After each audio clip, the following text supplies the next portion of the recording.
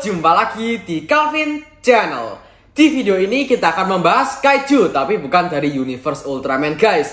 Nah, ini dari universe Godzilla. Hooray!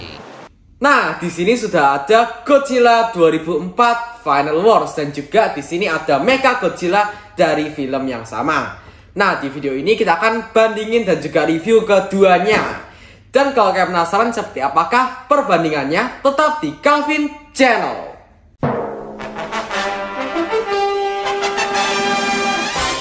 Oke, pertama kita akan mulai dulu dari Godzilla versi 2004-nya.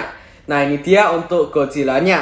Nah, yang pertama untuk bagian mukanya itu seperti ini.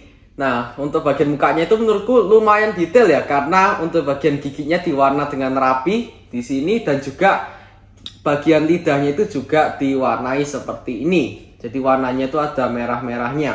Nah, terus bagian matanya itu juga seperti ini, ada warna orange-nya.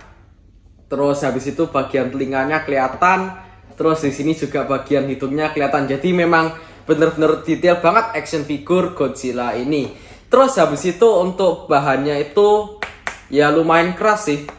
Ini dia, kalian bisa dengar suaranya itu, jadi emang plastiknya lumayan keras dibandingin beberapa vinil biasanya.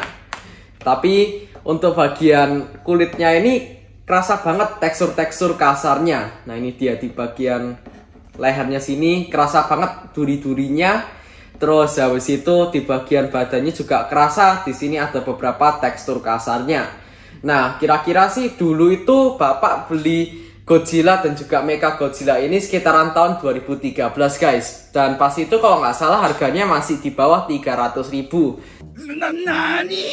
Jadi masih tergolong murah karena memang size-nya yang memang bener-bener besar banget kayak gini. Oke, terus habis itu untuk bagian fin-nya itu seperti ini. Kalian bisa lihat, menurutku sih lumayan detail ya untuk bagian fin-nya. Terus habis itu juga ada warna hitamnya untuk bagian dalam. Terus untuk bagian luarnya itu ada beberapa warna putihnya. Oke, terus habis itu di sini Godzilla-nya ada beberapa bulu kucing.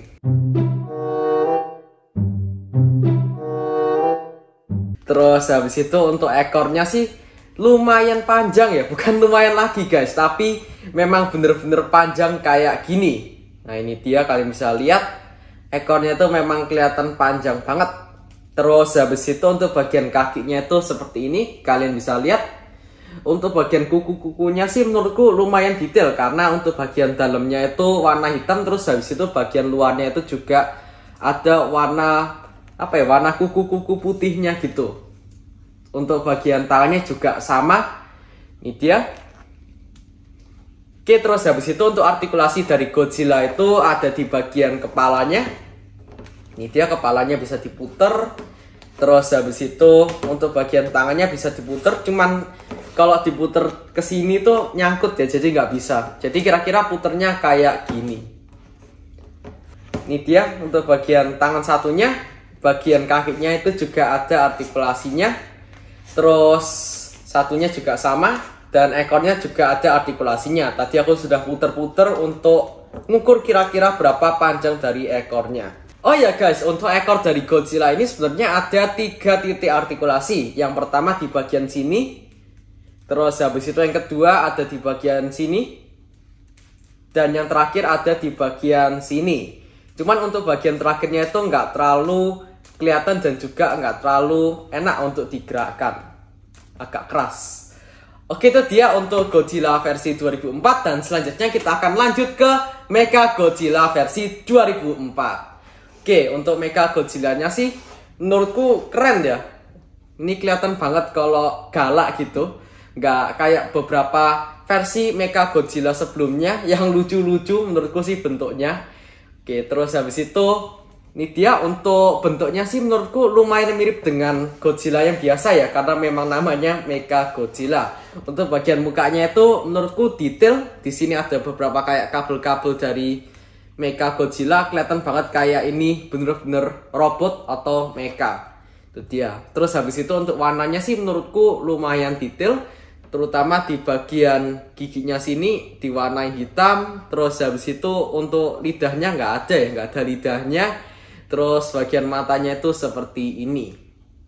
Ini lebih ke arah desain sih dibandingin detail warna. Cuman warnanya juga lumayan detail.